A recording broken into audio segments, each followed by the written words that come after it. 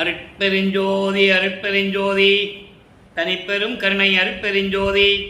எல்லா உயிர்களும் இன்புற்று வாழ்க, வள்ளல் மலரடி வாழ்க வாழ்க, கொல்லா விரதம் குவளை எல்லாம் மூங்குக, நல்லோர் நினைத்த நலம் பெறுக, நன்றி நினைத்த எல்லோரும் வாழ்க இசைந்து.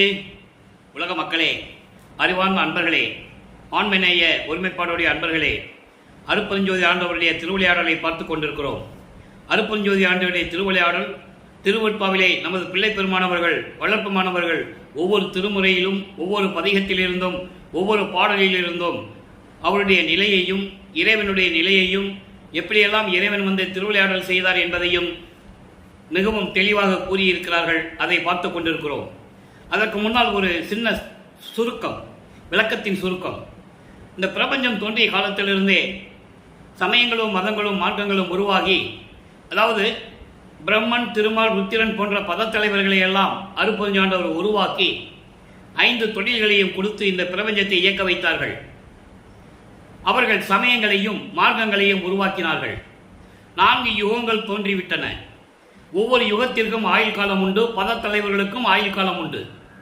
அப்போ அந்த சமயங்களுக்கும் மதங்களுக்கும் மார்க்கங்களுக்கும் ஒரு அளவு காலம் உண்டு. இவையெல்லாம் முடிந்த பிறகு, அதாவது கிரேத யுகத்தில் கலங்க மார்க்கம், அதன் பிறகு திரேத யுகத்தில் திராவக மார்க்கம், துவார யுகத்தில் நவநீத மார்க்கம், கலியுகத்தில் பஸ்வ மார்க்கம், அதன் பிறகு தச மார்க்கம், சத்புருஷ மார்க்கம், சக மார்க்கம், சமய மார்க்கம், இப்படி மார்க்கங்கள் எல்லாம் தோன்றிவிட்டன. அந்த காலகட்டங்களில் அவர்கள் கருத்துக்கு ஏற்றபடி இந்த சமய தலைவர்களும் உருவாக்கியவர்களும் இறைவனை உருவகப்படுத்தி, அது சைவ சமய சார்ந்தவங்களாக இருந்தாலும் சரி, வைஷ்ணவ சமயங்கள் சார்ந்தவங்களாக இருந்தாலும் சரி, உருவங்களை உருவகப்படுத்தி அதற்கேற்ற ஆலயங்களை அமைத்து, வழிபாட்டு முறைகளை அமைத்து மக்களை வழிபட வைத்து விட்டார்கள். அது காலகாலமாக யுகங்களாக நடந்து கொண்டிருக்கிறது. அதெல்லாம் முடிந்த பிறகு, ஒவ்வொரு யுகத்துக்கும் ஆயுள் காலம் உண்டு. அதெல்லாம் முடிந்த பிறகு உலக மக்களுக்கென்று ஒரு மார்க்கம் வேண்டும். அப்படி சுத்த சன்மார்க்கத்தை அருட்பெருஞ்சாண்டவர் நிறுவி அதை தன் மகன் கையில் ஒப்படைப்பதற்காக தன்னிடம் இருந்த செல்வ பிள்ளையை இந்த ஒரு தாயின் வழியாக இந்த பூலோகத்திலே வருவிக்க செய்தார். மகன் கையிலே சுத்த சன்மார்க்கத்தை கொடுத்து உலக மக்களை எல்லாம் சுத்த சன்மார்க்கத்தில் இணைத்து மக்களெல்லாம் இன்புற்று வாழ வேண்டும் என்பதற்காகவே தன் மகனை ஒரு தாயின் வழியாக இந்த பூலோகத்தை வருவிக்க செய்தார் அருட்பெருஞ்சோதி ஆண்டவர். அந்த நிலையிலிருந்து நாம் பார்த்து கொண்டிருக்கிறோம். வளர்ப்பு மாணவர்கள் வருவிக்க உற்று 8 ஆண்டுகள் வரையிலும் எந்த விதமான அருளையை பெற முடியாமல் இருந்து கொண்டிருக்கிறார். அப்போ அவர்களுடைய மனநிலை ஒரு நிலையில் இல்லை. அதாவது பள்ளிக்கூடத்துக்கு செல்ல முடியவில்லை, பள்ளி சாலைக்கு செல்ல முடியவில்லை, அங்கே போய் கல்வி கற்க முடியவில்லை, அவர் மனம் இடம் கொடுக்கவில்லை. ஆக 9வது ஆண்டில் அவருடைய தந்தை அருட்பெருஞ்சாண்டவர் வந்து ஆட்கொண்ட பிறகு இவர் இறைவனால் வருவிக்க உற்ற மகன் என்று தெரிந்து விடுகிறது. இறைவன் அவர் முன்னால் தோன்றி, மகனே, நீ என்னால் வருவிக்க உற்றவன், முன்பருவம் பின்பருவம் காட்டி உனக்கு அருள் செய்வேன் என்று சொல்லி மறைந்து விடுகிறார். அதன் பிறகு வருவிக்க உற்ற பிறகு இவருக்கு ஞானம் கிடைக்கிறது. அப்போ இறைவனிடம் முறையீடு செய்கிறார். இறைவனால் வருவிக்க உற்றவன் என்ற நிலை தெரிந்த பிறகும் கூட, மறைப்பு நிலை இருந்தாலும் கூட அவருக்கு ஞானம் பிறக்கிறது. இறைவனிடம் முறையீடு செய்கிறார். திருவருள் முறையீடு 1ஆம் திருமுறை 232 பாடல்கள் கொண்டது. இன்று 107வது பாடலை பார்க்க போகிறோம். படிப்படியாக 1823ஆம் ஆண்டு தொடங்கிய அருட்பெருஞ்சாண்டவருடைய திருவிளையாடல் 30/1/1874 இரவு 12 மணி வரை தொடர்கிறது. 51 ஆண்டுகள் திருவிளையாடல் நடக்கிறது. இந்த 51 ஆண்டுகளை 8 பிரித்து 8 ஆண்டுகளாக பிரித்து தனது மகனுக்கு அருளை கொடுத்து கொண்டிருக்கிறார். அதில் நடந்த திருவிளையாடலை தான் நாம் பார்த்து கொண்டிருக்கிறோம். வருவிக்க உற்ற முதல் 8 ஆண்டுகளில் எதுவுமே திருவிளையாடல் நடக்கவில்லை. 2வது 8 இருக்கும்போது 9வது ஆண்டு தொடக்கத்தில் இறைவன் ஆட்கொண்டு மகனை ஆட்கொள்ளுகிறார். அப்போ அந்த திருவருள் முறையீடு பாடல்களை பார்க்கும்போது எப்படியெல்லாம் அவருடைய மனநிலை இருந்தது என்பதையும், அப்போ சமயங்களும் மதங்களும் மார்க்கங்களும் சூழ்ந்திருந்த காலகட்டங்களில் இவரும் இறைவனை சிவபெருமான் என்றும், தியாகராஜ பெருமான் என்றும், மாசிலாமணி என்றும், பிச்சாண்டி என்றும், சொக்கநாதன் என்றும், நடராஜன் என்றும் பல பெயர்களில் அழைத்துக் கொண்டிருப்பார். ஏனால் அப்போ அவருக்கு அதான் தெரியும், வேறு எதுவுமே தெரியாது. அப்போ இறைவனை எப்படி முறையீடு செய்கிறார் இறைவனிடம் பார்க்க போகிறோம். நல்லா கவனிங்க. பாடல் உங்களுக்கு புரியாட்டா கூட இறைவன் கொடுத்த விளக்கம் மிகவும் எளிமையான விளக்கம். கல்லாத புந்தியும் அந்தோ நின் பாலில் கனப்பொழுதும் நில்லாத நெஞ்சமும் பொல்லாத மாயையும் நீன் மதமும் கொல்லாமல் கொன்று என்னை தின்னாமல் தின்னுகின்ற கொள்கையை இங்கு இங்கு அன்றலை இங்கு எல்லாம் அறிந்த உனக்கு இசைப்பது என்னே. இது பாடல். பிள்ளைப்பெருமான் அவர்களுக்கு நான் அவரை பிள்ளைப்பெருமான் என்றுதான் கூறுவதுண்டு. என அவர் பெயர் இறைவன் தன் மகனுக்கிட்ட பெயர் செல்வப்பிள்ளை. வள்ளல் பெருமான் என்றும் கூறலாம், வள்ளலார் என்றுதான் பெயர் நிலைத்து விட்டது. அப்ப அந்த பிள்ளைப்பெருமான் அவர்கள் இந்த நிலையை சொல்கிறார். எப்படி? கல்லாத புந்தியும் கற்றுக்கொள்ளாத தெரிந்து கொள்ள முடியாத இந்த அறிவும் ஐயோ உன் திருவடியை ஒரு கணப்பொழுது கூட ஒரு நொடியில் கூட நினைக்க முடியாத அளவிற்கு இந்த மனம் இருந்து கொண்டிருக்கிறது. நில்லாத நெஞ்சமும் பொல்லாத மாயையும் மாயைகளும் மயக்கங்களும் சூழ்ந்து கொண்டிருக்கிறது. நீன் மதமும். இங்கே மதம் என்பது ஆணவம். ஆணவம், அகங்காரம், செருக்கு, பிண்ட துரிசிகள் என்று சொல்லுவார். காமம், குரோதம், லோபம், மோகம், மதம், ஆச்சரியம், இப்படி 6 நிலைகளையும் சொல்லுவார். இப்படியெல்லாம் சூழ்ந்து கொண்டு என்னை கொல்லாமல் கொண்டு கொண்டிருக்கிறது, தின்னாமல் தின்று கொண்டிருக்கிறது. அப்படி என்றால் இந்த துன்பங்களை நான் அனுபவித்துக் கொண்டிருக்கிறேன். இந்த பொல்லாத மனம் அந்த அளவு சூழ்ந்து கொண்டிருக்கிறது. எனக்கு மனம் ஒரு நிலையில் இல்லை, மனம் அடங்க மாட்டேன் என்று சொல்லுகிறது. என் வசம் இல்லை. இந்த தன்மையை இந்த பூலோகத்தில், இங்கு என்பது பூலோகம், இந்த பூலோகத்தில் முன்னால் வருவிக்க உற்று இந்த துன்பங்களை நான் அனுபவித்துக் கொண்டிருக்கிறேன். இதெல்லாம் உனக்கு தெரியும்ல, எல்லாம் அறிந்தது உனக்கு, எல்லாம் அறிந்த உனக்கு இசைப்பது என்ன? இதை நான் சொல்லிக்கிட்டு வர இருக்கணுமா என்று கேட்கிறார். உன்னால வருவிக்க விட்டவன், வருவிக்க விட்ட பிறகு என் மனம் ஒரு நிலையில் இல்லை, மாயைகளையும் மயக்கங்களையும் வைத்துக் கொண்டு தெரிந்து கொண்டிருக்கிறது. உன்னுடைய திருவடியை ஒரு கணப்பொழுது கூட நினைக்க மாட்டேன் என்று அடம் பிடிக்கிறது. அப்படின்னா என்ன அர்த்தம்? மனசு அந்த நிலையில் இருக்கிறது, மனம் ஒரு நிலையில் இல்லை. இப்படிப்பட்ட இறைவனே அது என்னை கொண்டாமல் கொண்டு கொண்டிருக்கிறது. அவ்வளவு துன்பங்களில் நான் நின்று கொண்டிருக்கிறேன் என்று சொல்லி இந்த பாடலை முறையீடு செய்கிறார். இப்போ நிலைகள் மாறுகிறது. 9வது ஆண்டிலிருந்து 12 ஆண்டுகளுக்குள் இந்த நிலை நடந்து கொண்டிருக்கிறது. 13வது ஆண்டில் வருவிக்க உற்று 13வது ஆண்டில் அப்போது வல்லப்பமானவர்கள் ஈரட்டில் இருந்து கொண்டிருக்கிறார். 16 ஆண்டுகளுக்குள் இருந்து கொண்டிருக்கிறார். அப்போ திருவொற்றியூர் போவதற்காக மனம் தூண்டி விடுகிறது. தூண்டி விடுகிறது என்று சொல்வதை விட அருப்பஞ்சாண்டவர் தன் மகனுடைய மனதை தூண்டி விடுகிறார். இவனை திருவொற்றியூருக்கு போக சொல்ல அப்படின்னு. ஏன்னா படிப்படியாக கொண்டு வர வேண்டும் மகனை. அவரும் அப்போ சமயங்களிலும் மதங்களிலும் மார்கழிய நெறிகளை பின்பற்றிக் கொண்டிருக்கிறார். சங்கல்ப விகற்பங்களில் ஈடுபட்டுக் கொண்டிருக்கிறார். திருநீர் பூசிக்கொண்டும் உத்திராட்ச மணியை கழுத்தில் மாட்டிக்கொண்டும் கடுக்கான் போட்டுக்கொண்டும் ஊதுபத்தி கொளுத்துக்கிட்டு கற்பனை கொளுத்திட்டு கற்பூரம் கொளுத்திட்டு இந்த வழிபாடுகள்லாம் முறையெல்லாம் செஞ்சுட்டு இருக்கிறார். ஏன்னா செஞ்சுதான் ஆகணும். அப்போ அவருக்கு தெரியாது. அதில் இருந்துட்டு அதை பிறகு அது பொய்ன்னு சொல்லணும். அப்போதான் சுத்த சன்மார்க்கத்துக்குள்ளே போக முடியும். இந்த நிலையில் இருக்கும்போது இவர் திருவொற்றியூர் செல்லுகிறார். திருவொற்றியூரிலே தியாகராஜ பெருமானிடம் பல முறையீடுகள் செய்கிறார். அதெல்லாம் நம்ம படிப்படியாக பார்த்துட்டு வந்திருக்கோம். இப்போ நம்ம 107வது பதிவில் இருக்கோம். நாரையையும் கிளிகளையும் தூது அனுப்புகிறார். தியாகராஜனுக்கு பதில் இல்லை. அங்கே போனாலும் வந்து காட்சி கொடுப்பதில்லை. இவர் ரோட்டில் நின்றுட்டு இருந்தால் இவரை பார்த்து ஓடிக்கிட்டு இருக்கிறது. அதெல்லாம் பின்னால் வரப்போகுது அந்த பதிகள்லாம். அப்போ இந்த நிலையில் இருக்கும்போது ஒருவேளை திருமலை வாயிலுக்கு சென்றால் அருளை கொடுத்து விடுவாரோ என்று சொல்லி திருமலை வாயிலுக்கு செல்லுகிறார். நல்லா கவனிங்க. நீங்க திருமலை வாயிலுக்கு போகும்போது அவர் நடந்து தான் போகணும். அப்போ அவர் எங்கே போனாலும் நடந்து தான் போகணும். அதுக்கப்புறம் அவர் நினைச்ச இடத்துல பறந்து போவார், அண்டங்களை கடந்து போவார், அது வேற. அப்போ நடந்து போறாரு, திருமலை வயலுக்கு போறாரு. திருமலை வயலுக்கு போயிட்டு அங்கே வந்து இறைவனை எப்படி விண்ணப்ப செய்யறத நம்ம ஒரு பதியத்தில் பார்த்தோம். இன்னைக்கு 13வது பதிகம் திருமலை வாயில் திருவிண்ணப்பம். அது 7வது பாடல். பாடலை நல்லா கவனிங்க.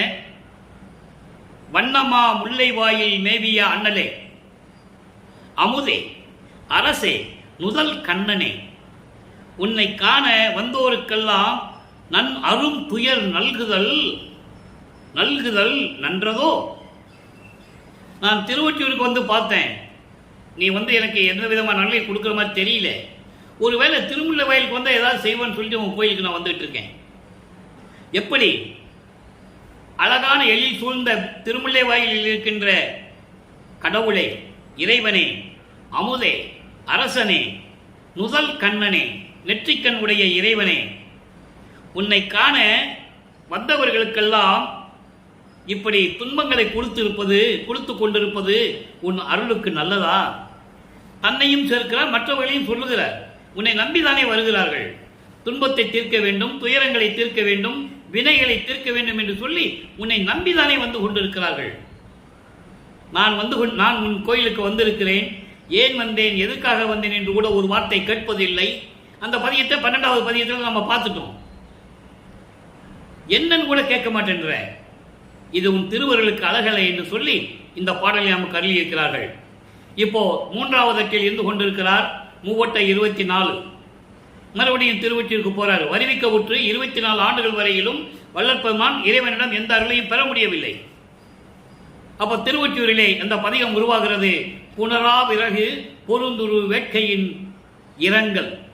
அப்படி என்றால் தலைவனிடமிருந்து எந்த விதமான சுகத்தையும் பெற முடியவில்லை. காதலியிடமிருந்து எந்த விதமான சுகத்தையும் இன்பத்தையும் அனுபவிக்க முடியவில்லை. அந்த வருத்தத்தை ஒரு தோழியிடம் சொல்லுவது போல உள்ளத்தை தோழியாகவும் தன்னை தலைவியாகவும் இறைவனை தலைவனாகவும் வர்ணனை செய்து இந்த பாடலை நமக்கு அள்ளியிருக்கிறார்கள்.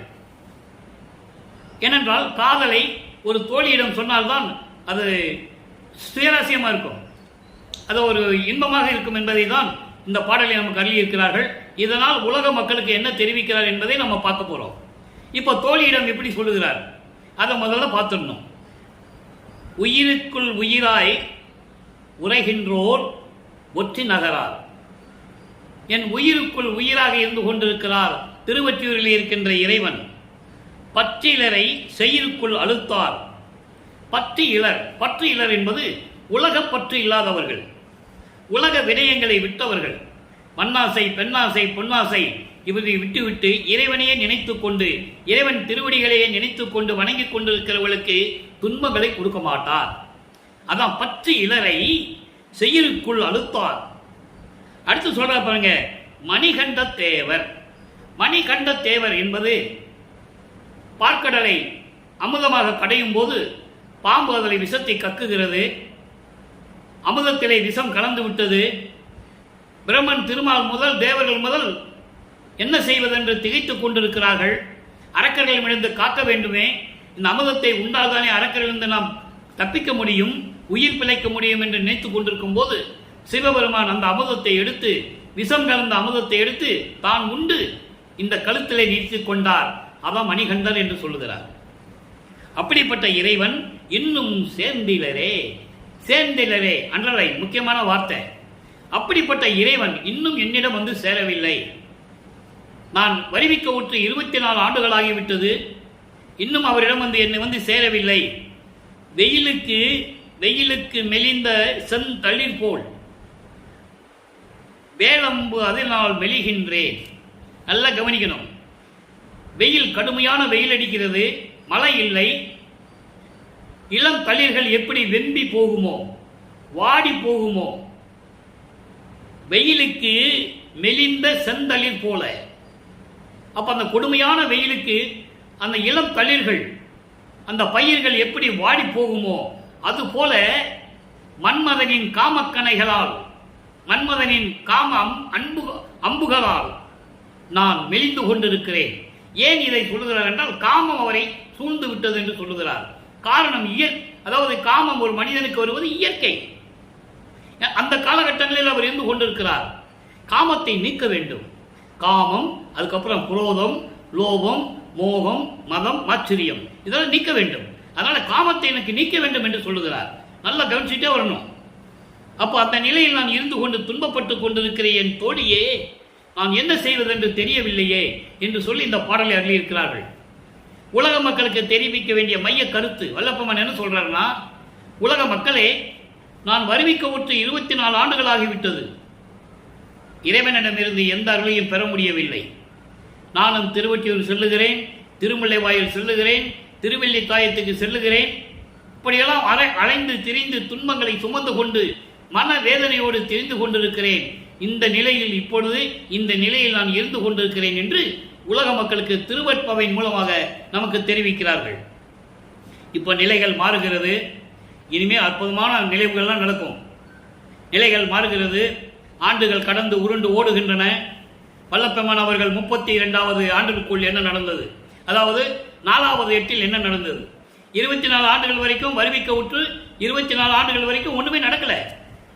இப்ப 25வது ஆண்டு தொடங்கி 32 ஆண்டுகளுக்குள், அந்த 8 ஆண்டுகளுக்குள் என்ன நடந்தது, அதை அருட்பிரகாச மாலையிலே நமக்கு தெரிவிக்கிறார்கள். அதை பார்க்க போகிறோம்.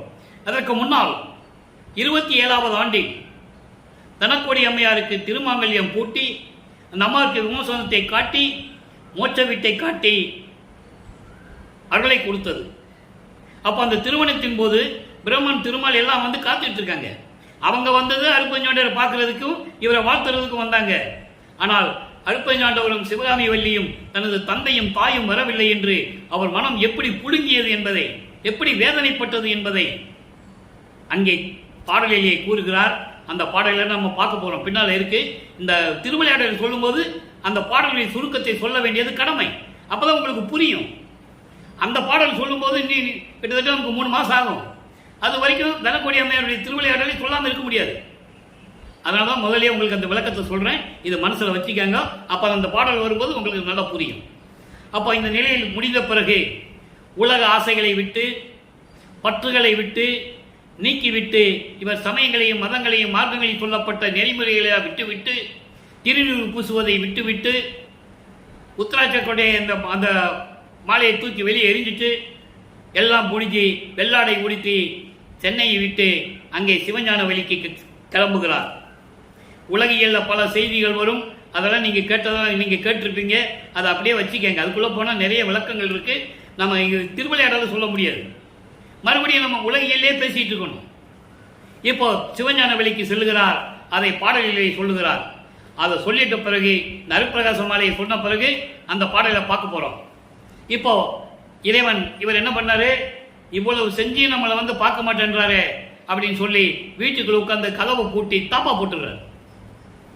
ஏன்னா மனசு இருந்தனால தெரிஞ்சிருவோம், வெளியே போயிடுவோம்னு சொல்லி தாப்பா போட்டுறாரு. அங்கே என்ன நடக்குதுன்னு பார்ப்போம்.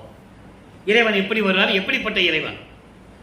இப்போ இது வரைக்கும் ஒரு சிவபெருமானு, தியாகராஜ பெருமானு, மாசிலாமணி, பிச்சையாண்டி, நடராஜன், சொக்கநாதன் எல்லாம் சொல்லிட்டு இருப்பாரு.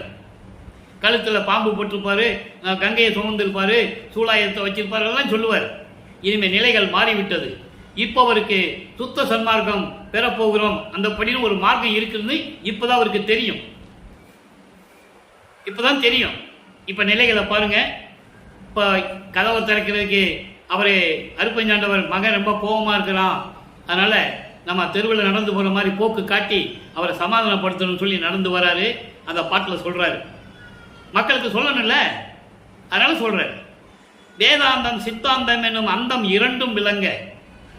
வேதாந்தம் சித்தாந்தம் என்பது, வேதாந்தம் என்பது நீ நான் என்ற வேறுபட்ட நிலை. நீ நான் என்ற வேறுபட்ட நிலை. அதை விட இன்னொரு மேற்படியாக சொல்லும் போது மனதின் எல்லைக்கு அப்பாற்பட்ட நிலை. சித்தாந்தம் என்பது நீயும் நானும் ஒன்று, நீயும் நானும் ஒன்று என்று சொல்லுவது. மன எல்லைக்கு அப்பாற்பட்டும் கடந்த நிலை, மனநிலையை அடக்கிய நிலை.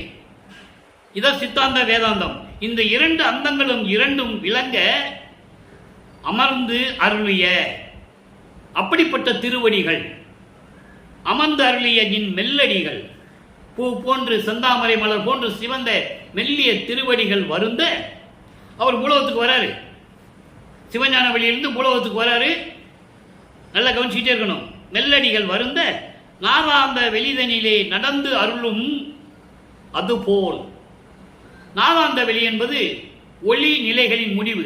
இந்த ஒளி என்பது சவுண்டு, விந்து என்பது ஒளி, அது லைட்டு. விந்து நாதம் என்று சொல்லுவார். ஒளி ஒளி. அப்ப இங்க நாதாந்தத்தை சொல்லுகிறார். ஒளி எல்லைகளின் முடிவு நிலையில் திருவிளையாடல் செய்து கொண்டிருக்கின்ற உனது திருவடிகள் அதுபோல நடந்து அங்கே எப்படி இருப்பையோ அதுபோல நடந்து வந்து அருளி கடைநாயே நன்னும் இடத்து அடைந்து, இந்த சிறியவன் இருக்கின்ற இடத்தை தேடி கண்டுபிடித்து அடைந்து போதாந்த மிசை விளங்கும் திருமேனி காட்டி. இங்க போதாந்த சொல்லுகிறார். போதாந்தம் என்பது மெஞ்ஞான நிலை.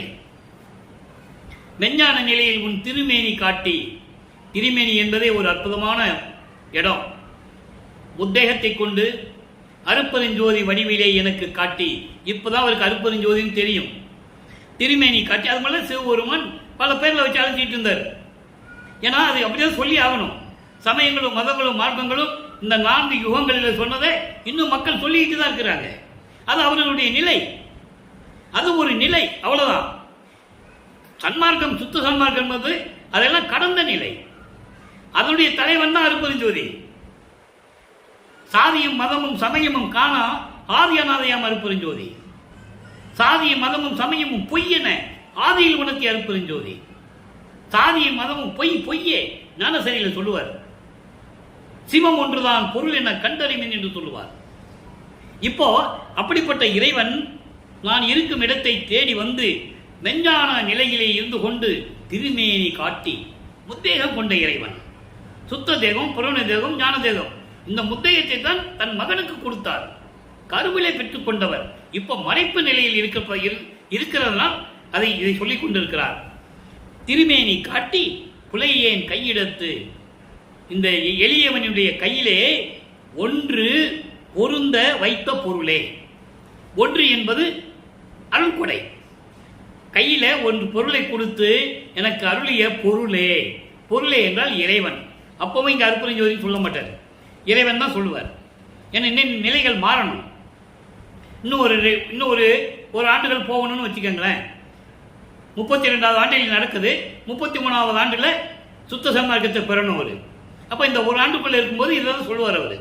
பொருளே சூதாந்த மனைத்தினக்கும் அப்பாற்பட்டு இருந்த, சூதாந்த மனைத்தினக்கும் அப்பால் இருக்கின்ற, அதாவது சூதாந்தம் என்பது தடைகள், சூழ்ச்சிகள். சமயங்களும் மதங்களும் மார்க்கங்களும் தடைகள் சுத்த சன்மார்க்கத்திற்கு.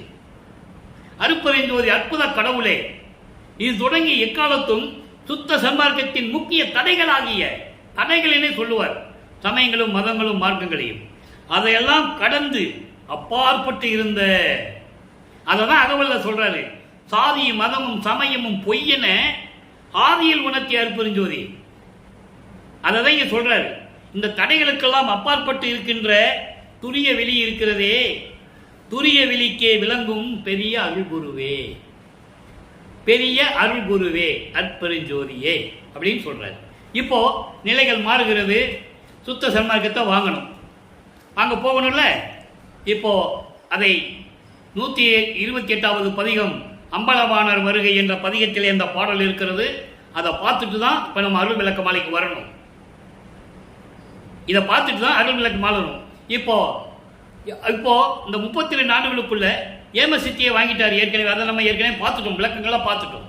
பிரசாத மாலை பார்த்துட்டோம், திருநீறு வேண்டான்னு சொன்னது. அதன் பிறகு பத்தி மாலையில ஏம சித்தியை வழங்கியது, தத்துவ சித்தியை வழங்கியது, அண்டங்களுக்கு பறந்து செல்வது எல்லாம் இப்போ அவர் வாங்கியாச்சு. இப்போ சுத்த சன்மார்க்கத்தை வாங்கணும், அங்க சுத்த சிவஞான வழிக்கு தான் போகணும். ஏன்னா இந்த பிரபஞ்சம் அறிய, விண்ணவர்கள் அதாவது விண்ணுலகத்தில் இருக்கின்ற தேவர்கள் அறிய தன் மகனுக்கு அங்கீகாரம் கொடுக்க வேண்டும். அப்ப அங்க வர சொல்றாரு. இவர் போயிட்டு இருக்காரு. பாடல்ல சொல்றாரு, நான் கடந்து போனேன், தத்துவங்களை கடந்து போனேன், சித்தியில் முழுதும் தெரிஞ்சுக்கிட்டேன், அதுக்கப்புறம் சிவநிலை தெரிந்திட சென்றேன் எல்லாம் சொல்லுவார். அருப்பெருஞ்சோதி அட்டகத்தில் இருக்கு. அப்போ அங்க போயிட்டு இருக்காரு. அங்க என்ன நடந்தது உலக மக்களுக்கு சொல்லணும். அவர் நிலையை உலக மக்களுக்கு சொல்லணும். இல்ல மக்கள்கிட்ட யாரும் சொல்லல. அதான் பிரச்சனையே. இப்போ பொதுப்படையா பேசுனாங்க. மருதூர்ல பிறந்தாரு, அங்க போனாரு, இங்க போனாரு, இப்படி போனாரு, இப்படி போனாரு, கடைசியில் வந்தாரு, சித்தி விழாக வந்தாரு, அறையை பூட்டிட்டு உள்ள போயிட்டாரு, அவ்வளவுதான் சொன்னாங்க. இப்போ சுத்த சன்மார்க்கத்தை வாங்குறதுக்கு மேல போயிட்டு இருக்காரு. ஆணிப்பொன் அம்பல காட்சி 128வது பதிகம். ஜோதிமலை ஒன்று தோண்டிற்று, அதில் ஒரு வீதி உண்டாச்சுதடி. அதாவது தோழிகள் பேசுவது போல, தோழிகள் பேசிக் கொள்வது போல இவர் அந்த பாடலை நமக்கு அள்ளி இருக்கிறார்கள். ஜோதிமலை ஒன்று தோண்டிற்று, அதில் ஒரு வீதி உண்டாச்சுதடி. வீதியில் சென்றேன் அவ்வீதி நடுவே ஒரு மேடை இருந்ததடி. மேடை மேல் ஏறினேன். மேடை மேல் அங்கு ஒரு கூடம் இருந்ததடி. இன்னும் நிறைய இருக்கு, நமக்கு தேவையானதை மட்டும் நம்ம எடுத்துக்கிறோம். இப்போ இதனுடைய விளக்கம் பாருங்க. இப்போ சிவஞான வெளிக்கு மேல போயிட்டு இருக்கிறாரே, அங்கே அருப்பஞாண்டவர் தன் மகனை வரவேற்கிறார். மகனை வரவேற்று அங்கே கொண்டு அங்க பொற்சபையும் சிற்றபையும் இருக்கின்ற சத்திய ஞான சபையிலே கூடத்திலே ஒரு இருக்கையிலே சிம்மாசனத்திலே அமர வைக்கிறார். அங்கே தேவர்களும் வானவர்களும் பிரம்மன் திருமால் ருத்திரன் முதலும் லட்சுமி சரஸ்வதி ருத்திரை போன்றவர்களும் சித்தர்களும் சித்திகளும் தேவதைகளும் நவநிலை தலைவர்களும் எல்லாருமே அங்க உட்கார்ந்துட்டு இருக்காங்க. இவருடைய வருகையை யார் சொன்னது? இது வரைக்கும் இந்த நிலையை உலக மக்களுக்கு யார் சொன்னது? பாடல்கள் இருக்கு. அப்போ வரவேற்று சிம்மாசனத்திலே அமர வைக்கிறார் அருட்பெருஞ்சோதி ஆண்டவர். அப்போ பிரகடனப்படுத்துகிறார், இவர் என் மகன், பெயர் செல்வப்பிள்ளை. இன்னும் சில ஆண்டுகள் கழித்து, இன்னும் 11 ஆண்டுகள் இருக்கு. இப்ப நம்ம நடக்கிறதெல்லாம் 40 ஆண்டுகளுக்குள் நடக்கிறத நம்ம பேசிட்டு இருக்கோம். வல்லப்பமான வருவிக்க ஊற்று, வல்லப்பமானுக்கு வயது இல்லை, நான் ஏற்கனவே கூறியிருக்கிறேன். வருவிக்க ஊற்று ஆண்டிலிருந்து பேச வேண்டும். அவர் வருவிக்க ஊற்று 40 ஆண்டுகளுக்குள் என்ன நடந்ததோ இப்ப நம்ம பார்த்துட்டு இருக்கோம், திருவிளையாடலாம் பார்த்துட்டு இருக்கோம். அப்போ அங்கே அமர்ந்து கொண்டு இருக்கிறார். அப்ப இவர் அறிமுகப்படுத்துகிறார் அருட்பெருஞ்சோதி ஆண்டவர், இவன் என் மகன், பெயர் செல்வப்பிள்ளை. இன்னும் சில ஆண்டுகளில் இந்த பிரபஞ்சத்தை இயக்கப் போகிறவன், அந்த அங்கீகாரத்தை நாம் அளிக்க வேண்டும். சுத்த சன்மார்க்கத்தை பெற்றுக் கொள்வதற்காக பூலோகத்திலிருந்து வந்திருக்கிறார் என்ற நிலையெல்லாம் தெரிவிக்கிறார். அப்போ எல்லாருமே எழுந்து, பிரம்மன் திருமால் ருத்திரன் முதல் தேவர்கள் அனைவரும், நவநிலை தலைவர்கள், அதாவது தேவர் கூட்டம் என்று சொல்வார், 18 பிரிவுகளா இருக்காங்க. அதைதான் பாடலிலே சொல்லுவார். ருத்திரன் நாரணரும் பிரம்மரும் பிறரும் எல்லாருமே, உருகர் தேவர் சித்தர் யோகர் மருத்துவர் எல்லாம் சொல்லுவார். அவங்க எல்லாம் அங்க நிக்கிறாங்க. எல்லாரும் எழுந்து வள்ளல் பெருமானவர்களை வணங்குகிறார்கள், வல்லப்பெருமானை வணங்குகிறார்கள். அப்போ இதெல்லாம் முடிந்த பிறகு என் மகன் பூலோகத்திற்கு செல்ல வேண்டிய காலம் வந்து விட்டது. இதுக்கு இடையில தான் இங்க இருக்கிறவங்க சொல்லுவாங்க, எங்கேயோ ஊருக்கு போயிட்டாரு, எங்கேயோ தெருவுக்கு போயிட்டாரு, ஊர் சுத்த போயிட்டாருன்னு சொல்லுவாங்க. சொல்லியிருக்காங்க, நானே கேட்டிருக்கேன், சொற்பொழிவு கேட்டிருக்கேன். அப்போ இந்த நிலைகள் எல்லாம் மாறும்போது அவர் எல்லா நிலையிலும் வந்து சுத்த சன்மார்க்கத்தை வாங்குகிறார். அதை தாங்க சொல்றாரு, நல்லா கவனிங்க. ஜோதிமலை ஒன்று தோண்டிட்டு நான் தத்துவங்களை எல்லாம் கடந்து அண்டங்களை கடந்து செல்லும் போது ஒரு ஜோதிமலை எனக்கு தெரிந்தது. அது என்னது? சுத்த சிவஞான வெளி, அருட்பெருஞ்சோதி வடிவில் அந்த சுத்த சிவஞான வெளி எனக்கு தெரிந்தது. அதில் ஒரு வீதி உண்டாச்சுதடி. சுத்த சன்மார்க்கம் அங்கதான் இருக்கு. வீதி என்பது ஒரு வழி. அந்த வழியிலே நான் சென்று கொண்டிருந்தேன். சுத்த சன்மார்க்கத்தை பெற்றுக்கொண்டேன். அந்த வீதியில் சென்றேன். வீதி கிடைச்சது, அந்த வீதியில் சென்றேன். சுத்த சன்மார்க்க நெறியில் சென்றேன். சுத்த சன்மார்க்க நெறி என்பது கொலையும் புலையும் தவிர்ப்பது பிரதானது, அதான் முதல். அதன் பிறகு உருவ வழிபாடுகளை அறவே நீக்குவது, உயிர்களை கொல்லாமல் இருக்க வேண்டும். அந்த உயிர்களை கொன்று அந்த பிண்டத்தை, அந்த நாறுகின்ற பிணத்தை திங்காம இருக்கணும். அப்படின்னா அசைவ உணவுகளை எடுக்கக்கூடாது. இதில் முட்டையும் சேர்த்துதான். முட்டையிலும் உயிர் இருக்கு. அப்போ இந்த நிலைகள் எல்லாம் இல்லாத அந்த நெறியில் நான் சென்று கொண்டிருந்தேன். வீதியில் சென்றேன். அப்போ வீதி நடுவே ஒரு மேடை இருந்ததடி. மேடை சுத்த சிவஞான நிலை, இறைவன் நிலை, அதான் சிம்மாசனம். அங்கீகரிக்கப்பட்டது, அருட்பெருஞ்சோதியால் அங்கீகரிக்கப்பட்ட சிம்மாசனம் இருந்ததடி. அதிலே அமர்ந்தேன். தேவர்கள்லாம் வணங்கினதை நம்ம இந்த பாட்டுக்கு பின்னால பார்க்க போறோம். எல்லாமே திருவருட்பாவில் இருக்கின்ற உண்மைகள், கற்பனையாகவோ கதையாகவோ சொல்லப்பட்டதல்ல. எல்லாமே திருவருட்பா பாடல் மூலம் நம்ம பார்த்துட்டு இருக்கோம். அப்போ அந்த வீதியில் நான் சென்றேன். அந்த வீதி நடுவே ஒரு மேடை இருந்ததடி.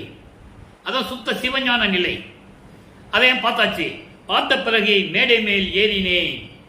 சுத்த சிவநிலையை நான் பெற்றுக்கொண்டேன். கடவுள் நிலையை அடைந்து விட்டேன் சொல்லுகிறார். மேடை மேல் அங்கு ஒரு கூடம் இருந்ததடி. கூடம் என்றால் பொற்சபையும் சிற்றபையும் கூடிய ஒரு சத்திய ஞான சபை அங்கு இருக்கிறது. அந்த சத்திய ஞான சபை தான் இங்கே உலக மக்களுக்காக இங்கே கட்டினது. மானிடர்கள் அங்கு செல்ல முடியாது, மனித பிறவிகள் செல்ல முடியாது. இவர் போகலாம், இவரும் இவர் தந்தையும் போகலாம். அங்கு போகலாம், இங்க வரலாம், இங்க போகலாம், அங்க போகலாம். ஆனால் மனிதர்கள் போக வேண்டுமே.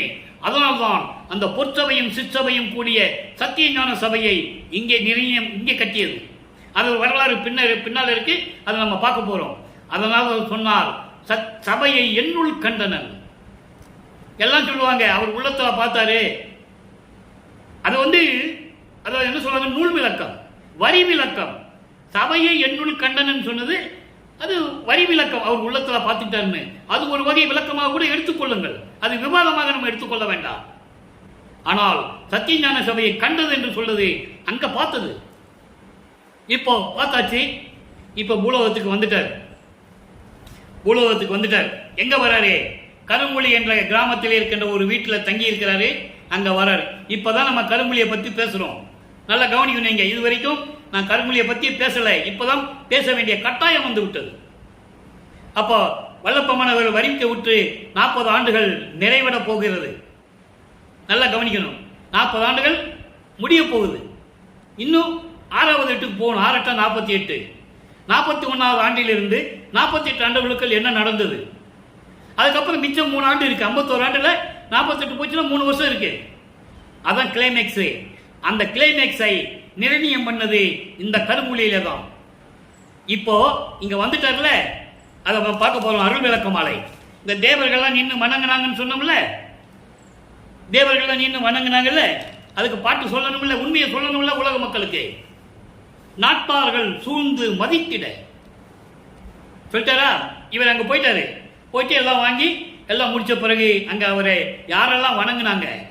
நாட்டார்கள் சூழ்ந்து மதித்திட. நாட்டார்கள் என்பது பதத்தலைவர்கள்.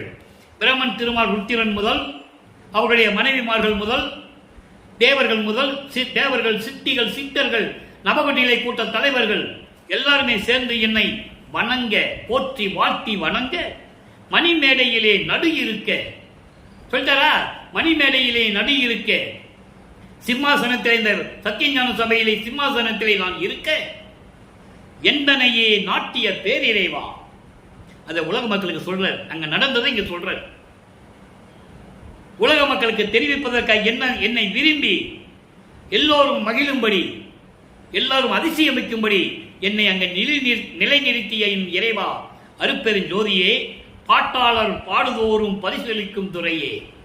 பாட்டாளர்கள் என்பது இங்கே சுத்த சன்மார்க்கத்தை சேர்ந்த அன்பர்கள், புலையும் தவித்தவர்கள், உருவ வழிபாட்டை நீக்கியவர்கள், சமயங்களிலும் மதங்களிலும் மார்களிக்கின்ற சங்கற்ப விகற்பங்களில் ஈடுபடாதவர்கள், அவர்கள்தான் பாட்டாளர்கள். பாட்டாளர்கள் என்றால் எனக்கு உறவினர்கள் என்று சொல்லுகிறார். என்னோடு இருக்கின்ற உறவினர்கள் இவர்கள் எல்லாம் பரிசீலிக்கும் துறையே. இவர்களுக்கெல்லாம் அருளை கொடுக்கக்கூடிய இறைவனே, கூட்டாளா, என்னை ஆண்டு கொண்டவனே, சிவகாமி வள்ளிக்கு இசைந்த கொழுனா, என் அம்மை சிவகாமி வள்ளிக்கு பிடித்த கணவனே, கோவே என் அரசே, என் கணவா. இங்கே என் கணவன் ஏன் சொல்றாரு? என்னை ஆட்கொண்ட இறைவன் என்று சொல்லுகிறார். என் மீது பற்று கொண்டு என்னை ஆட்கொண்ட இறைவன் சொல்லுகிறார் என் கணவா. அடுத்து குறவான் சொல்லுவார். குறவானா சுத்த சன்மார்க்கத்தின் தலைவன். சமய குறவர்கள் என்று சொல்லுவார்கள். நீங்கள் கேள்விப்பட்டிருப்பீர்கள்.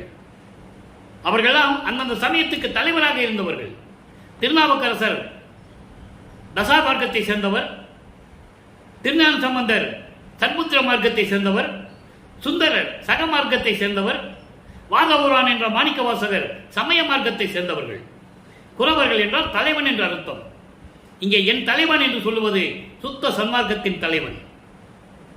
என் குணவா, என் குணம் கொண்ட இறைவனே, என்னுடைய இறைவனே, தன்மையத்தனாதல், தூய உடம்பினாதல், இயற்கை உணர்வினாதல், முற்றிலும் உணருதல், இயற்கையாகவே பாசங்களை நீக்குதல், பேரறிவில் இன்ப உடைமை, முடிவில் ஆற்றல் உடைமை, வரம்பில் இன்ப உடைமை, இப்படி 8 குணங்கள் உண்ட இறைவா, நீட்டாளர் புகழ்ந்து ஏத்த மணிமன்றில் நடிக்கும்.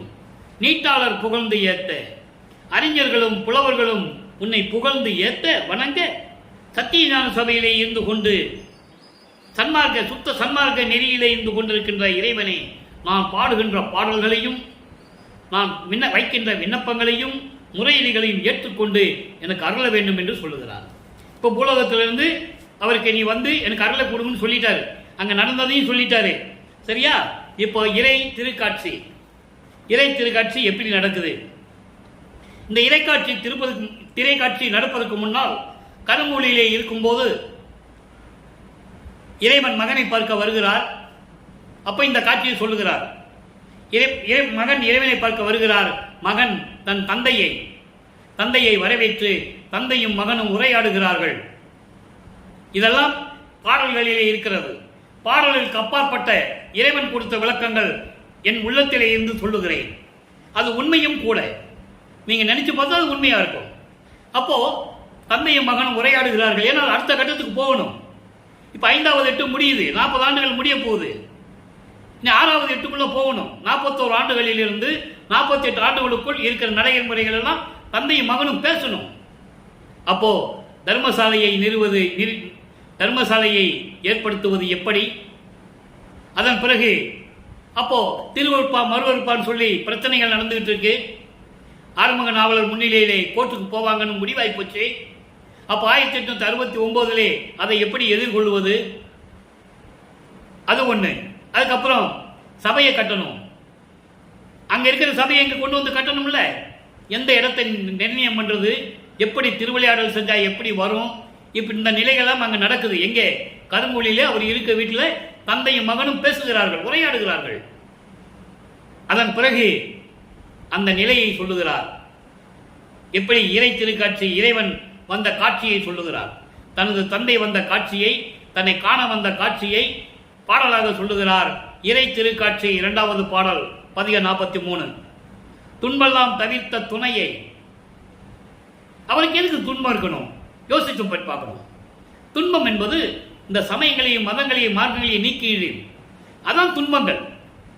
சுத்த சமயத்தை வாங்கியாச்சு, அந்த துன்பங்களை நீக்கி தானே கொடுத்தாங்க. அப்படி நீக்கிய என்னுடைய துணையை, என் உள்ளத்து துரிசு எல்லாம் தொலைத்த மெய் சுகத்தை. உள்ள துரிசு, பிண்ட துரிசு. அவருக்கு துரிசு இருக்க வேண்டிய அவசியம் இல்லை. ஆனால் உலகியலிலே ஒரு தாயின் வழியாக வருவிக்க விட்டதனால் அதை உலக மக்களுக்கு தெரிவிக்க வேண்டும். ஏன்னா எல்லாம் நினைச்சிருப்பாங்களே, சாதாரண ஒரு நம்மள மாதிரி தானே பிறந்தாரு, ஒரு தாய் கருவில் இருந்து தானே வந்தாரு, அது எப்படி உடம்பு சுத்த தேகமாக இருக்கும்? கேள்வி வரும். கேட்டவர்கள் தான் கேட்டவர்கள். அதனால்தான் வல்லப்பமனை வெளியே கொண்டு வந்து யார் பேசல. சாதாரண மனுஷன், ஒரு சாமியார் மாதிரி தான் இருந்தாரு.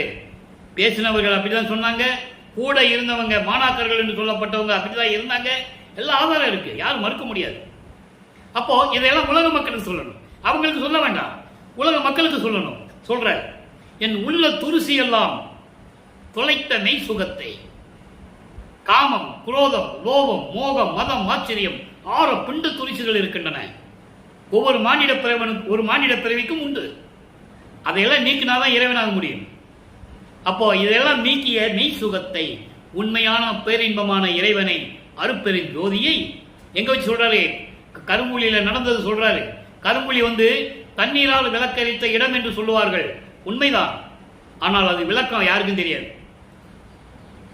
எப்படின்னா அது எப்படி நடந்ததுன்னா, இறைவனும் இவரும் விடிய விடிய உரையாடல் பண்றாங்க. பண்ணிட்டு மகனை விட்டு அவரு சிவஞான வெளிக்கு போயிடுறாரு அருப்பஞ்சாண்டவர். மறுநாள் காலையில் அந்த ரெட்டியாருடைய அவர்களின் மனைவி எண்ணெயை எடுத்து வைக்கணுமே, எங்க போறதுக்காக எண்ணெய் எடுத்து வைக்கிறாங்க. இது உலகில் சொன்னது, அது உண்மையாக கூட இருக்கட்டும், தவறில்லை. அப்போ அந்த அம்மா வைக்கும்போது இவருக்கு தெரியும் அந்த செம்புல தண்ணி தான் இருக்குன்னு.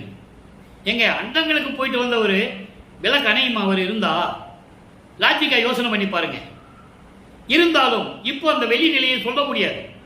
அங்க நடக்கின்ற நிலைகள் தான் இறைவன் என்ற நிலையை யாருக்கும் சொல்லக்கூடாது, சொல்லவும் முடியாது. அதனாலதான் அந்த அம்மா மறுநாள் கேட்கும் போது, அப்படியாம்மா எனக்கு தெரியல, என்னன்னு நினைச்சு நான் ஊத்துனேன், எரிஞ்சிட்டு இருந்தது, முடிஞ்சு போச்சா, இப்படிதான் சொன்னாங்க. தவிர அந்த கரும்புலி இடம் அற்புதமான ஒரு இடம். இறைவனும் தந்தையும் மகனும் 9 ஆண்டுகளாக உரையாடிய இடம். அதை நீங்க புரிஞ்சுக்கணும். கருங்குழியில 9 வருஷமா தந்தையும் மகனும் டெய்லி உரையாடிய இடம். தினமும் அவ எவ்வளவு புண்ணியமான கருங்குழி என்றதை நீங்க புரிஞ்சுக்கணும். வெளியே யாருக்கும் சொல்லலை, யாரும் தெரியாதா இல்லை தெரிஞ்சும் தெரியாம சொல்லாம விட்டுட்டாங்கன்னு நமக்கு தெரியாது. ஆனா இதெல்லாம் நடந்தது அங்கதான். அப்போ இந்த நிலையெல்லாம் மாறும்போது சொல்றாரு, அப்படி மெய்ய பிண்ட துரிசிகள் எல்லாம் நீக்கிய இறைவன், என்னிரு கண்ணுள் மாமணியாக இருக்கின்ற இறைவன். அதோடு மட்டுமல்ல, என்புலா மணியே. என்புலா மணி என்பது ஒரு மணியை ஓட்ட போடாம இருக்கிறது, முழுசா இருக்கிற மாதிரி இருக்கிறது. ஓட்ட போட்டால் அது என்பதா மணின்னு சொல்ல முடியாது. துளையிட்டு தொலை போடாத மணி போன்ற இறைவனே, அப்படிப்பட்ட மாமணியை அன்பெல்லாம் அளித்த அம்பலத்து அமுதை, எனக்கு அவ்வளவு அன்பை கொடுத்த அம்பலத்து அமுதை அருப்பெருஞ்சோதியை. இப்பதான் அருப்பெருஞ்சோதி சொல்லுவார். எங்க வச்சு? கருங்குழியில வச்சு. ஏன்னா 32 ஆண்டுகள் வரைக்கும் சென்னையில் இருக்கிறாரு. அப்ப அருப்பெருஞ்சோதி சொல்ல முடியாது. அவர் அப்ப இருந்த நிலை சமயங்களும் மதங்களும் மார்க்கங்களும் சூழ்ந்திருந்த நிலை. அங்க இருந்துட்டு தான் நேரம் அங்க போறாரு. அண்டங்களை தாண்டி எல்லா கடையும் கடந்து அங்க போறாரு. அதை இப்ப நம்ம பார்த்துட்டோம். இப்பதான் அருப்பெருஞ்சோதின்னு சொல்லுவாரு. அருப்பெருஞ்சோதியே, அமுதே, அடியேன் அடியேன் என்பலாம் உருகி இன்பமெல்லாம் அளித்த என் தந்தையை கண்டு கொண்டேனே. உலக மக்கள் சொல்றாரு. அப்பனும் பிள்ளையும் பார்த்தது உலக மக்களுக்கு சொல்லணும் இல்ல, அதனாலதான் சொல்றாரு. அதாவது என்பெல்லாம் உருக்கி இன்பெல்லாம் அளித்த, என்பெல்லாம் உருக்கி என்பது ஒரு தாயின் வழியாக இந்த மண்ணுடைக்கு வருவிக்க செய்தாயே, எலும்புகளாலும் தசைகளாலும் நரம்புகளாலும் ரத்தங்களாலும் சூழப்பட்ட இந்த மனித உடம்பு இருக்கிறதே, இதையெல்லாம் நீக்கி முத்தேகத்தை கொடுத்த என் தந்தையை, என் அருப்பெருஞ்சோதியை கண்டு கொண்டேனே என்று சொல்லுகிறார். அதான் இன்பெல்லாம் அளித்த. இப்போ உலக மக்களுக்கு தெரிவிச்சிட்டாரு. இப்ப எல்லாம் நடந்தது அப்படின்னு தெரிவிச்சாச்சு. இப்போ பேரா பேரு என்ற ஒரு பதிகத்தை பார்க்க போகிறோம். அது 2வது பாடல். எப்படி அருளை கொடுத்தாரு, எப்படி அண்டங்களை தாண்டி போனாரு சொல்லணும்ல உலக மக்களுக்கு. சொல்றாரு. 51வது பதிகம் பெறா பேரு 2வது பாடல். ஆறாலும் அறிந்து கொளருக்கு அறியா பெரும்பொருளே. ஆறாலும் என்பது மனிதர்களை விடுங்க, மனிதர்களை ஏதாவது பார்க்க முடியாது இல்ல. தேவர்கள், பதத்தலைவர்கள், பிரம்மன், திருமால், ருத்திரன் போன்ற பதத்தலைவர்கள், யாராலையும் பார்க்க முடியாத இறைவன் அருப்பெருஞ்சோதி. அதை பாடலிலே சொல்லுவார். வானிருக்கும் பிரம்மரும் நாரணரும் பிறரும் மாதவம் பன்னாட் புரிந்து. இது 6ஆம் திருமுறை. 1ஆம் திருமுறையிலே சொல்லுவார் மகாதேவ மலையிலே.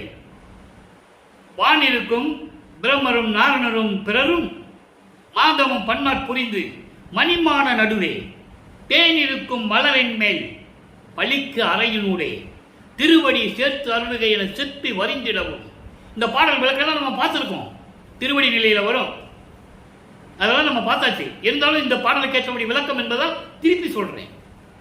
இன்னைக்கு அதெல்லாம் பார்க்காதவங்க இன்னைக்கு பார்ப்பாங்கல்ல, அவங்களுக்கு விளங்கணும்ல.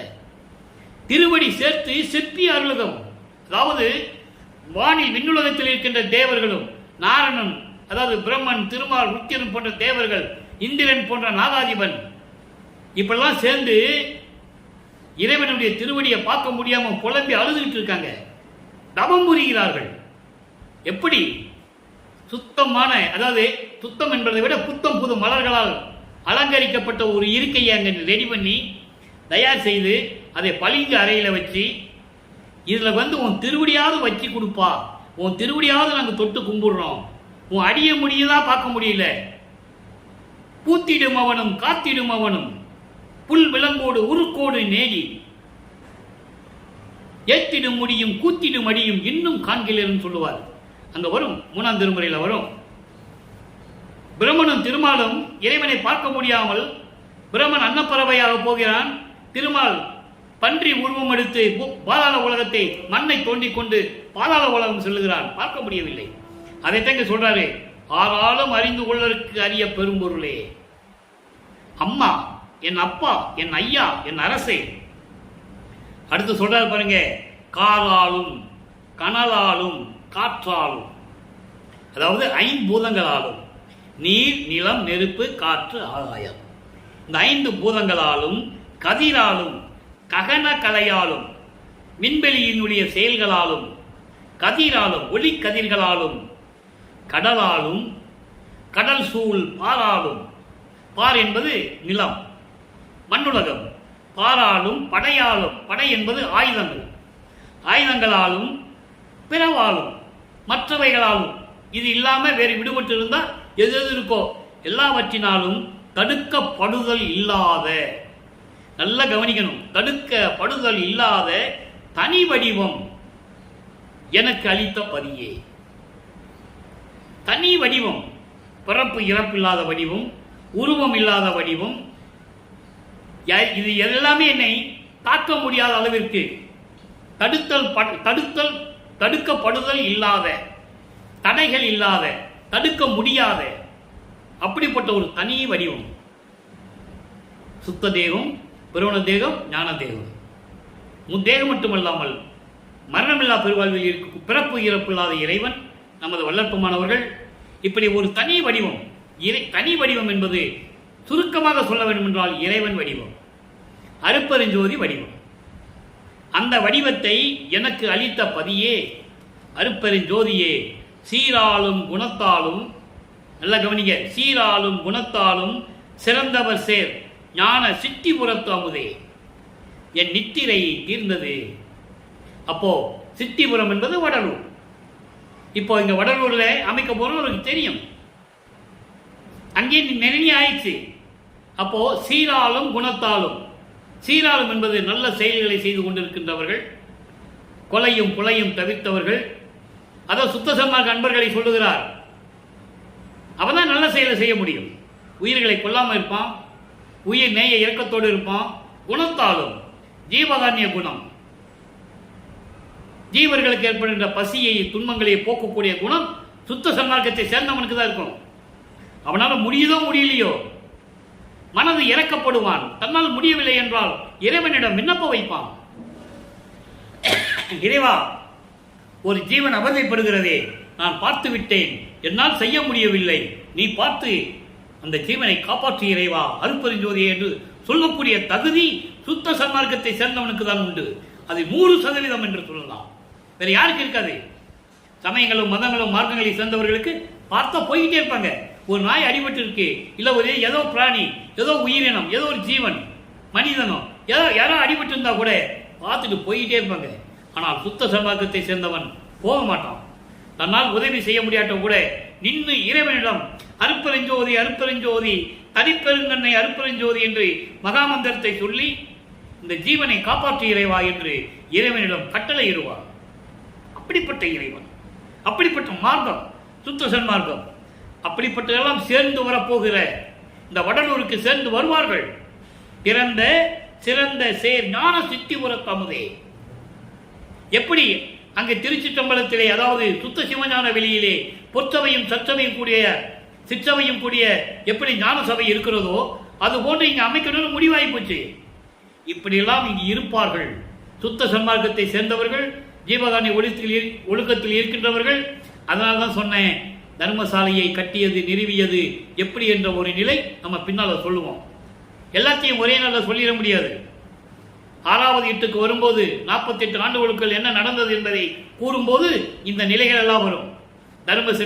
தர்மசாலையை எப்படி நிறுவியது, நீதிமன்றத்திலே எப்படி நீதியை காப்பாற்றி கொண்டு வந்தது, அங்கே எப்படி நீதிபதிக்கு வல்லப்பமானவர்கள் காட்சி கொடுத்தது, எல்லாம் இருக்கு. அதெல்லாம் நம்ம பின்னால் சொல்ல போறோம். இப்போ ஒரு நாளில் நம்ம எல்லாத்தையும் சொல்லிட முடியாது. அப்போ இந்த நிலையில் இருக்கும்போது இப்படிப்பட்டவர்களாம் இருக்கக்கூடிய ஒரு இடம் சித்திபுரம். சித்திபுரம் என்பது வடலூர். அப்படிப்பட்ட இறைவனே, என் நித்திரை தீர்ந்ததிலே. நித்திரை என்பது என்னவென்றால் உறக்கம் தீர்ந்து விட்டது என்று சொல்கிறார். உறக்கம் என்பது இறைவனுக்கு இருக்கக்கூடாது. இறைவனுக்கு உறக்கமே இருக்கக்கூடாது. அதற்கு அது பேர் நெடிய துயில் என்று சொல்லுவார்கள், அரிதுயில் என்று சொல்லுவார்கள். அரிதுயில் என்பது உறங்கல் மாதிரி தெரியும், எல்லாமே தன்னுடைய எண்ணத்தில் ஓடிக்கொண்டிருக்கும், செயல்கள் நடந்து கொண்டிருக்கும். அதுதான் அரிதுயில், அதான் நித்திரை தீர்ந்ததுவே என்று சொல்லுகிறார். ஆக சமயங்களை கடந்தது, மதங்களை கடந்தது, அதனால்தான் இந்த நிலை எனக்கு கிடைத்தது என்பதை வல்லப்பெருமானவர்கள் பேரு உபதேசம் பண்ணும்போது கொடி சன்மார்க்க கொடி, சுத்த சன்மார்க்க கொடியை ஏற்றி வைத்து பேரு உபதேசம் செய்கிறார்கள், வருந்துகிறார்கள். உலக மக்களை பார்த்து சமயங்களிலும் மதங்களிலும் மார்க்கங்களில் ஈடுபட்டுக் கொண்டு உண்மை கடவுளை அறியாமல் மக்கள் அலைந்து கொண்டிருக்கிறார்களே, துன்பப்பட்டுக் கொண்டிருக்கிறார்கள் என்று சொல்லுகிறார். அருட்பெருஞ்சோதி ஆண்டவர்தான் இயற்கை உண்மையின் விளக்க கடவுள். அவருக்கு சமயங்களும் மதங்களும் மார்க்கங்களும் தேவையில்லை, ஜாதிகள் தேவையில்லை, உருவ வழிபாடுகள் தேவையில்லை என்று சொல்லும் பொழுது அங்கே கேட்கப்பட்ட கேள்விகளுக்கு பதில் கொடுக்கிறார். நீங்க உரைநடை பகுதியை படிச்சு பாருங்க. நான் சுருக்கமா சொல்றேன். நீங்களும் அப்படிதான் இருந்தீங்கன்னு ஒரு நபர் கேட்க, இருந்தது உண்மைதான். நான் அப்பா அற்ப அறிவாக இருந்து விட்டேன். அற்ப அறிவு என்பது மறைப்பு நிலை, அதை நீங்க புரிஞ்சுக்கணும். அல்ப அறிவு என்பது மறைப்பு நிலை. மறைப்பு நிலையில் இருந்து விட்டேன், அதனால் நான் இருந்து பார்த்து விட்டேன் என அதுக்காகவே வருவிக்க விட்டார். தன் மகனை அதற்காகவே திருவிளையாடல் செய்து கொண்டிருந்தார் அருட்பெருஞ்சோதி ஆண்டவர். அங்கே இருக்க வைக்கணும், அதெல்லாம் தெரிஞ்சுக்கணும், அப்புறம் இது இல்லைன்னு சொல்லணும். அதான் சொல்றாரு, நான் அதெல்லாம் இருந்து பார்த்து விட்டேன், எந்த பலனும் இல்லை. காலங்கள் கடந்து விட்டது, நான் இருந்து விட்டேன், பார்த்து விட்டேன், ஒன்றும் இல்லை மக்களே. அதனால் அருட்பெருஞ்சோதி ஆண்டவர் வருகின்ற காலம் வந்துவிட்டது, சுத்த சன்மார்க்க காலம் தொடங்கிவிட்டது. நீங்கள் இனிமேல் காலத்தை தாமதம் செய்ய வேண்டாம், உடனடியாக இப்போதுவே சுத்த சன்மார்க்கத்திற்கு வாருங்கள் என்று அழைக்கிறார். ஆனால் இங்கே இருக்கிறவங்களாம் என்ன சொல்றாங்க, எல்கேஜி படிச்சுட்டு வரணும், பிரிகேஜி படிச்சுட்டு வரணும், காலேஜுக்கு போயிட்டு வரணும், அதெல்லாம் கிடையாது. அதெல்லாம் அவர் இப்படி சொல்லவே இல்லை. சமயங்கள் இருந்துட்டு கும்பிட்டுக்கிட்டு தின்னு பூசி பூச்சி பட்டையை போட்டு நாபத்தை போட்டு வாங்கன்னு சொல்லலை. அவர் தனியாக தான் வர சொல்றார். அதை நீங்க புரிஞ்சுக்கணும். அதான் சொன்னாரு, வருவார் அழைத்து வாடி வடலூர் வரதிசைக்கே வந்தால் நல்ல பெறலாம் நல்ல வரமேன்னு சொன்னாரு. எப்படி கூப்பிட்டு வர சொன்னான்னு யாராவது சொல்லியிருக்காங்களா இது வரைக்கும்? நீ வா வடலூருக்கு கூப்பிட்டு வந்தா வந்துடுவான். ஆனா எப்படி வரணும்னு சொல்லி கூப்பிட்டு வரணும், இல்லை அவன் தேவையில்லை. தெளிவா சொல்றாரு, இப்படி வரணும், வடலூருக்கு வந்தா நீ இப்படிதான் இருக்கணும், உயிர்களை கொலை செய்யக்கூடாது, மாமிச வகைகள்லாம் சாப்பிடக்கூடாது, உருவ வழிபாடு செய்யக்கூடாது, திருநூறு பூசக்கூடாது, மொட்டை போடக்கூடாது, அங்கே வந்து கற்பூரம் தீபம்லாம் கொடுக்கக்கூடாது, அபிஷேகம் இங்கே கிடையாது, அர்ச்சனை கிடையாது, வெறும் தீபம் மட்டும் தான் இருக்கும். நீ வா, வந்தா அருளை பெறலாம். அப்படி சொல்லி கூப்பிட்டு வர சொன்னார். வருவார் அழைத்து வாடி சொல்லு, கூப்பிட்டா வரட்டு, வரலன்னு விட்டுரு, நான் பார்த்துக்கிறேன், மெடாவை போட்டு வறுத்து எடுத்துடுறேன்னு சொல்றாரு. யாரையும் என்ன விட மாட்டேன்னு சொல்றாரு. அதனால தான் செத்தவர்களை எழுப்பணும், இறந்தவர்களை எழுப்பணும் சொன்னது. அதனால தான் நீங்க அகவல் படிச்சிருப்பீங்க.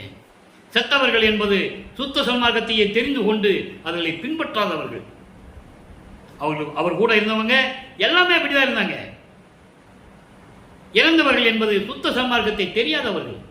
அவனையும் திருப்பி எழுப்பி கொண்டு வரணும், சுத்த சன்மார்க்கத்தை கொடுக்கணும். ஆக இப்படிப்பட்ட ஒரு நிலையில் இருப்பதுதான் சுத்த சன்மார்க்கம்.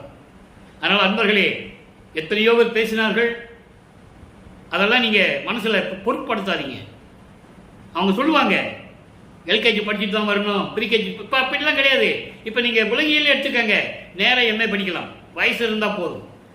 21 வயசு தாண்டிட்டா பேசிக் எஜுகேஷனே தேவையில்லை, டைரக்டாக எம்ஏ படிக்கலாம், லா படிக்கலாம், எல்லாம் படிக்கலாம். இப்போ தொலைத்தொடர்பு பல்கலைக்கழகங்களாக வந்துருச்சு, தொலைதூர பல்கலைக்கழகங்கள் வந்துருச்சு. அதனால் அந்த விளக்கத்துக்கு நம்ம போக வேண்டாம். சுத்த சன்மார்க்கம் என்பது ஒரு தனி மார்க்கம், சமயங்களையும் மதங்களையும் சேராத மார்க்கம், மார்க்கங்களை சேராத மார்க்கம். நீங்கள் நேராக தான் வரணும், தெரிஞ்சுக்கிட்டு வரணும். சுத்த சன்மார்க்கத்துக்கு போனால் இப்படி தான் இருக்கணும் அப்படின்னு நீங்கள் முதல்ல தெரிஞ்சுக்கணும். அதுக்கப்புறம் தான் நீங்கள் சுத்த சன்மார்க்கத்துக்குள்ளே வரணும். அதனால தான் சத்தியஞான சபையில் கொலையும் புலையும் தவிர்த்தவர்கள் மட்டும் உள்ளே புகுவும் அப்படின்னு சொன்னார். அது கூட கண்ணுக்கு தெரியாமல் தான் வச்சிருப்பாங்க, எட்டி அண்ணாந்து பார்த்தா தான் தெரியும். இப்படிதான் நிலைகள் இருக்கிறது சுத்த சன்மார்க்கம். காலங்கள் போக வேண்டும், வரும், கண்டிப்பாக அந்த நிலை ஒரு நிலை மாறும். இறைவனே சொல்லியிருக்காரு, பொறுங்கள், பொறுமையாக இருங்கள், நான் யாரையும் கைவிட மாட்டேன். உங்கள் உறவினர்கள், கூட பிறந்தவங்க, அப்பா அம்மா எவ்வளவு உதவி செஞ்சாங்களோ அதை விட சித்திவளாக வந்த கோடான கோடி பங்கு கிடைக்கும். இது சத்தியம் என்று சொல்லியிருக்காரு. இறைவனுடைய சத்தியம் பொய் ஆகாது. எனவே அன்பர்களே, நீங்கள்லாம் சுத்த சன்மார்க்கத்தில் இணைந்து கொலையும் புலையும் தவிர்த்து தான் தெய்வத்தை கும்பிடணும். அங்கே சங்கற்ப விகற்பங்கள் எதுவுமே இருக்கக்கூடாது. இவ்வளவு உறுதியா மக்களிடையே யாரும் சொல்லலை. ஏன்னா இது ஒரு தனி மார்க்கம்.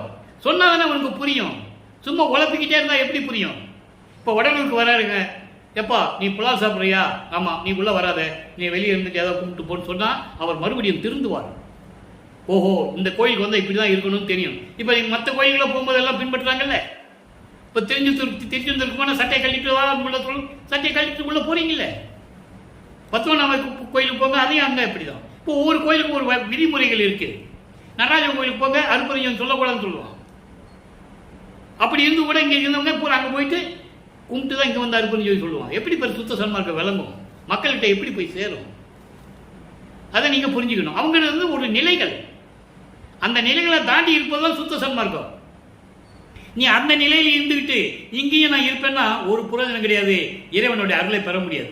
அங்கே இருந்தாவது அவங்க கிட்ட சில அருளை கூட பெற்றுட்டு போயிடலாம். அதையும் வல்லப்பமன் சொல்றாரு, இறைவனிடம் அருள் ஒளியால் சிறிதளவு ஆற்றலை பெற்றுக்கொண்டு இந்த வையகத்துக்கு வானகத்துக்கு போனபடி திரிந்தவர்கள் யாரு?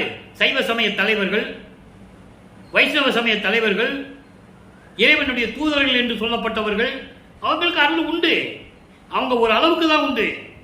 மறுபடியும் பறக்கணும், இறக்கணும், பிறவிகளை எடுத்துக்கிட்டே இருக்கணும். சுத்த சன்மார்க்கத்தில் அப்படி அல்ல. இறைவனுடைய திருவடியை அடைந்து கொள்ளலாம். அதனாலதான் சொல்றாரு, மரணமில்லா பெருவாழ்வில் வாழலாம் கண்டீர். எதுக்கு சொன்னாரு? தாங்க சரியில்லை. அதனால சுத்த சன்மார்க்கத்துக்கு வாங்க. எல்லா நிலையிலையும் விட்டுட்டு அருட்பெருஞ்சோதி வடிவில் இருக்கின்ற அருட்பெருஞ்சோதி ஆண்டவரை வணங்கணும். அருட்பெருஞ்சோதி ஆண்டவரும் வல்லற்பமனும் ஒண்ணுதான். இரண்டாவது கலந்து கொண்டார்கள். அந்த நிலையில நம்ம பின்னால பார்க்க போறோம். அதனால அருட்பெருஞ்சோதி நீங்க வணங்கினாலே போதும்னு சொல்லிட்டார். அதனால அருட்பெருஞ்சோதி வணங்கி மகாமந்திரம் சொல்லி அருட்பெருஞ்சோதி அருட்பெருஞ்சோதி தனிப்பெருங்கனை அருட்பெருஞ்சோதி மகாமந்திரத்தை சொல்லி கொலையும் புலையும் தவிர்த்து சமயங்களிலும் மதங்களிலும் மார்க்கங்களில் கூறப்பட்ட சங்கற்ப விருப்பங்களை எல்லாம் நீக்கி திருநீர் பூசுவது, பட்ட போடுவது, நாமம் போட்டுக் கொள்வது, இந்த நிலைகளெல்லாம் மாற்ற வேண்டும். ஜோதிக்கு முன்னால் இருக்கும்போது மாற்ற வேண்டும். மற்ற நிலையில போகும்போது நீங்க என்ன வேணா போட்டுக்காங்க, தவறில்லை. அது உங்களுடைய சுதந்திரம், உங்களுடைய நம்பிக்கை. ஆனால் அருட்பெருஞ்சோதி என்று சொன்னாலே இதெல்லாம் இருக்கக்கூடாது என்பதுதான் இறைவனுடைய கட்டளை. அதை ஏற்றுக்கொண்டு இறைவனை வணங்கி எல்லா செல்வங்களையும் அருளையும் பெற்றுக்கொண்டு இந்த வையகத்தில் நீங்கள் வாழ்வாங்க வாழ வேண்டும் என்று வாழ்த்தி இறைவனுடைய தயவோடையும் கருணையோடையும் விடைபெறுகிறேன். இந்த வள்ளலார் ஊழியன். மீண்டும் நாளை சந்திப்போம். நன்றி, வணக்கம். அருட்பெருஞ்சோதி அருட்பெருஞ்சோதி தனிப்பெரும் கருணை அருட்பெருஞ்சோதி. நாளையும் இறைவனுடைய அருட்பெருஞ்சோதி ஆண்டவருடைய திருவிளையாடல் தொடரும். கண்டு கேட்டு மகிழ்ந்து இறைவனுடைய அருளை பெற்றுக் கொள்ளுங்கள்.